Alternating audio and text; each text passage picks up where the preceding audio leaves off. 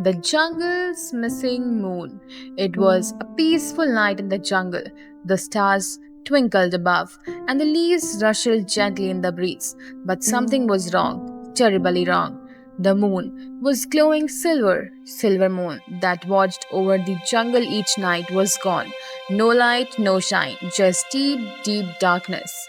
Animals woke up, blinking and confused. Where's the moon? Asked the Tico, the tiger cub. I can't see my whiskers, cried Minky the mouse. Where even Luna the wise owl, who loved to see the sky at night, looked worried. This have never happened before, she said, her feathers ruffling. The moon never disappears. Soon all the animals gathered near the big banyan tree. What shall we do? Asked the Kiara and Kokila.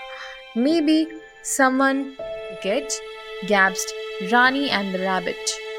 Who would steal the moon? Just then, clever little Chiku the squirrel had an idea. What if we go back and look out for it? Maybe it's hiding or stuck or sad. The animals agreed. A search party was formed. Luna the owl, Chiku the squirrel, Rana the rabbit, and clever Fufo fox would search in the forest and bring back the moon.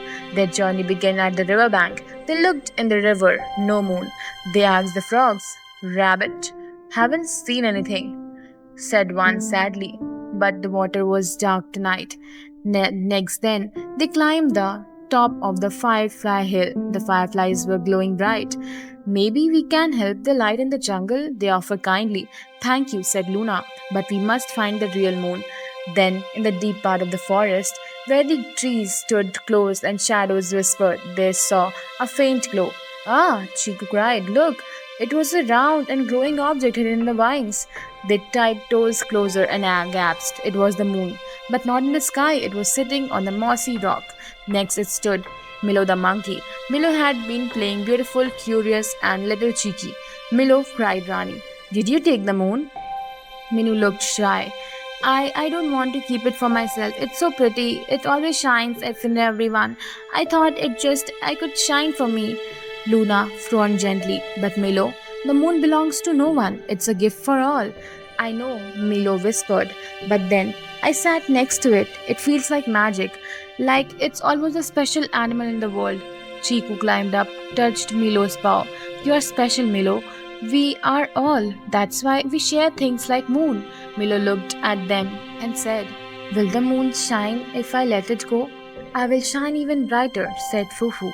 Milo took a deep breath and gently lifted the moon. Together, their friends carried it to the tallest hill. Luna flew high and released into the sky. The moon floated up and up and up, and then, boom! A little jungle, soft silver light, trees shimmered and rivers sparkled. All the animals cheered. The moon is back. We can see again. Thank you. The search party returned as heroes. Milo looked around and smiled. You were right. Sharing does feel better than keeping. From that night, Milo never kept things to himself.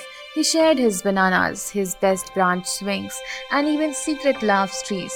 Every time the moon rose, he smiled and softly said, that glow belongs to all of us. The moral of the story is, kids, some things shine bright when shared. True happiness comes from keeping, but giving and caring for others. So kids, that's it for today's video. Thank you so much for watching.